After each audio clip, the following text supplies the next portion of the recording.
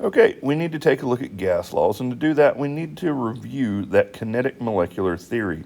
If you remember when we went over the kinetic molecular theory, it states that temperature is not actually a measure of heat. It's a measure of energy in the average particle of a substance. As you increase energy, you increase the state of matter, and a lot of times it does feel warmer, thus you have a higher temperature or a higher heat level. But with gas laws, we need to keep in mind what that actually means about the individual particles and why this is important. So with kinetic molecular theory, solids have low energy. They're rigid, fixed shape, fixed volumes. Liquids have a little more energy. They're not rigid, no fixed shape, but they do have a fixed volume. But gases have a lot of energy, which makes them not rigid, no fixed shape, no fixed volume. However, notice this last one on here. While solids and liquids can't be compressed, probably be a better term than squashed, gases can, because they're moving around so much. There's a lot of empty space in them. They just need a lot of room to bounce around. That's why they actually have no fixed volume, because you can compress them. And that essentially means changing the volume, changing pressure, and as we can tell with temperature, that's going to cause the energy to excite more, and it's going to create difference in temperature as well. And those three things are what greatly affect gases. And so we need to define those three things. Pressure, we're going to use as a P. It's number of collisions per unit of area. We use pascals or kilopascals or atmospheres. There's actually a couple of different pressures that you can use. You might see meters of mercury and things like that, but we need to try to stick with pascals or atmospheres for a lot of the gas laws. Temperature, most of you know what temperature is, measures the kinetic energy, average kinetic energy of the particles. However, notice that we're going to be using Kelvin. This might be the one step that's a little odd in this section for you, but it's a super easy conversion, and I'll show you that in a minute here. Volume, a measure of space occupied. We're always going to use the SI unit of liters for it.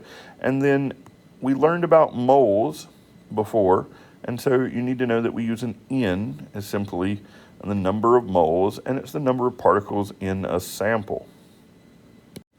And as promised, here is the Kelvin refresher, so you can learn how to convert it.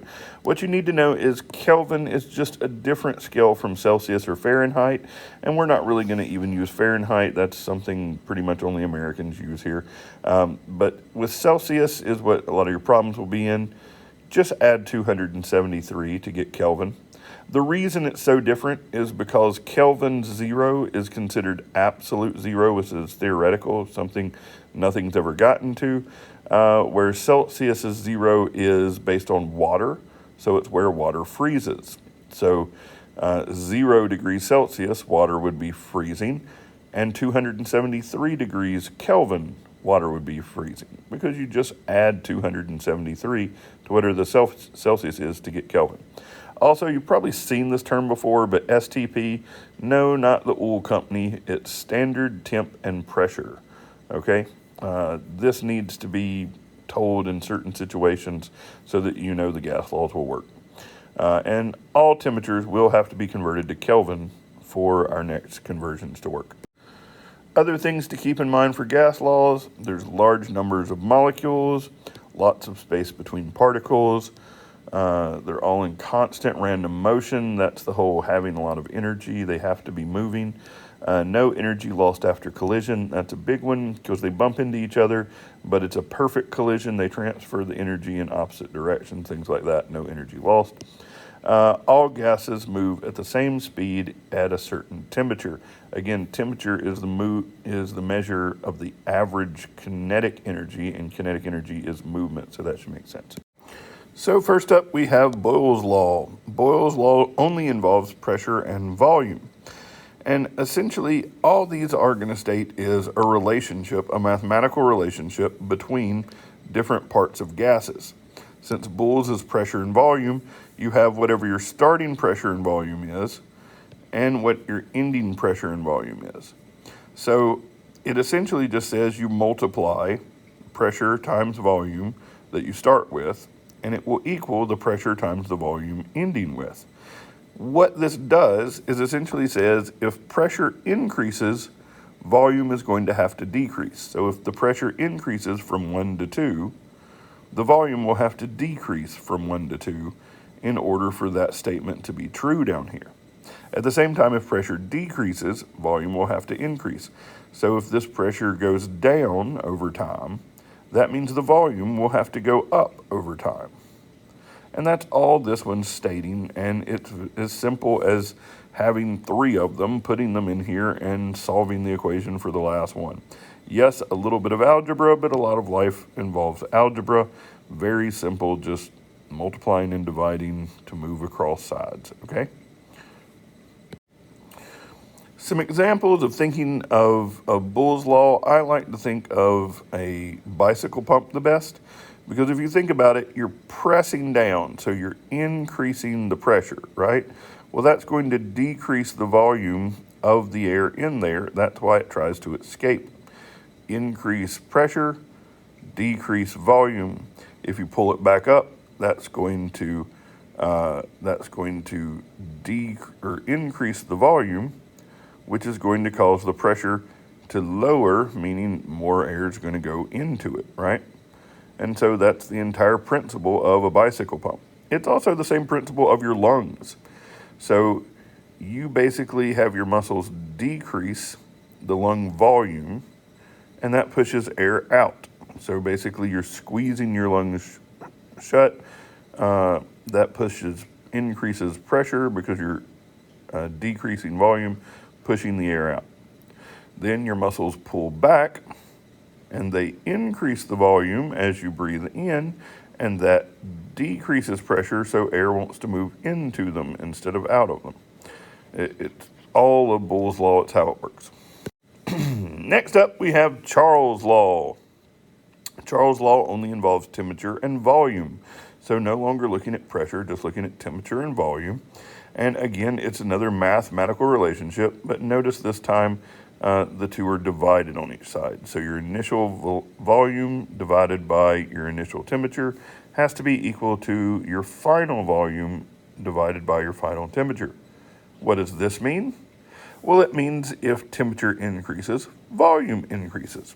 So that means if I increase the temperature from 1 to 2, I have to increase the volume from 1 to 2 for this statement to stay true. If I decrease temperature, volume has to decrease. So if I decrease the temperature 1 to 2, that volume also has to decrease in order to make that true. And this is the whole thing where you just, you have to do another putting in 3 variables and solve for the 4th one. Examples, gas in winter, soft drinks, hot air balloons. Hot air balloons is a very easy one to see. So here's a picture of those hot air balloons.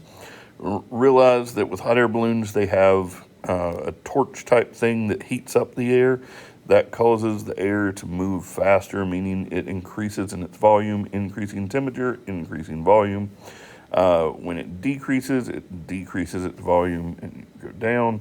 But at the same time, I think a much better example is like balls or tires in the wintertime. They might be perfectly inflated in the summertime, but come the wintertime, you start to get these divots and things because as the temperature decreased, so did the volume of air inside them. And so here's an example of one of the typical problems. A helium balloon contains 30 liters of gas. 30 liters is a volume, by the way, at 103 kilopascals. So that would be a pressure. What is the volume? So we're looking for the final volume if the balloon, when it rises to an altitude where the pressure is only 25 kilopascal. So we have a final pressure.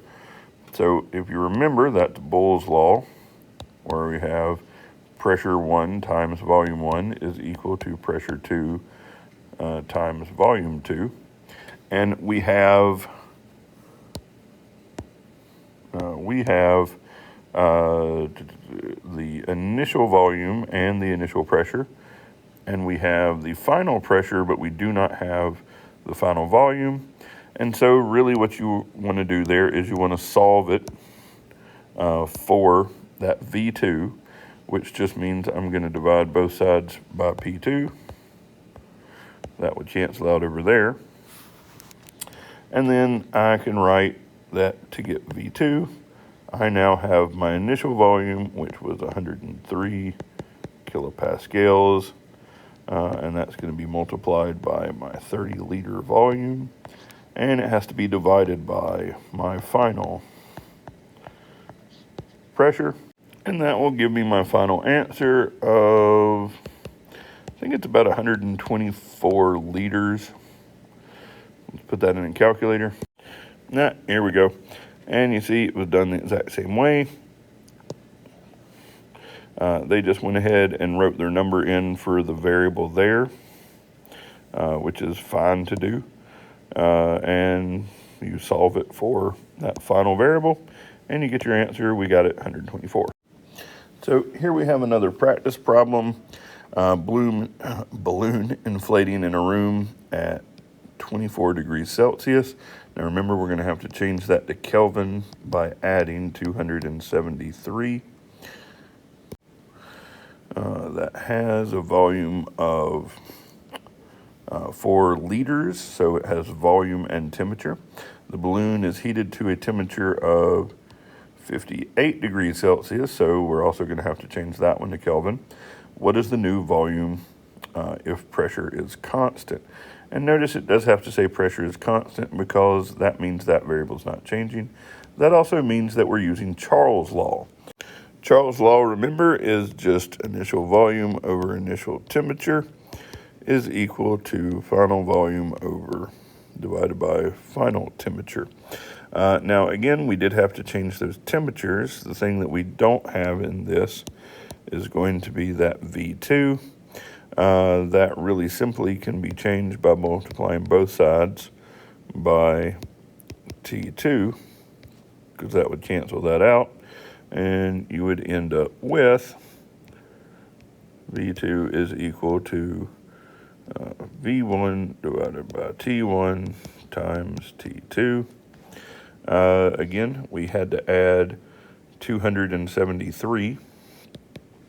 So, well, first of all, we have 4 liter volume, and then our initial temperature, we added 273 to it and got 297 Kelvin, and then we multiplied that by, had to add 273 to 58, and we're going to get 331 Kelvin. So our final volume is going to be equal to 4.4, around to about 6 liters. And if you look, they did the exact same thing here. They had to add the 273 to convert both of our Celsiuses into Kelvin. They used Charles' law. They did like to go ahead and plug in their numbers into the equation instead of moving around variables like I do. If that's how you want to do it, feel free to. You get the same answer of 4.46 liters. And the very last one that we want to look at is just the combined gas law. And it does exactly what it says. It combines the two. Since you have pressure, volume, and temperature, then that means that you need to look at times at pressure, volume, and temperature. So if you don't have one of them staying constant and you have all of them changing, you have to realize that this is the mathematical relationship to them. So you take that pressure times the volume divided by the temperature that you're starting with, thus your initial values, and it has to equal the pressure times the volume divided by the temperature of your final values. All you got to do is the math then. It's still just a simple algebra problem. You have to have all but one variable, and that's pretty much it.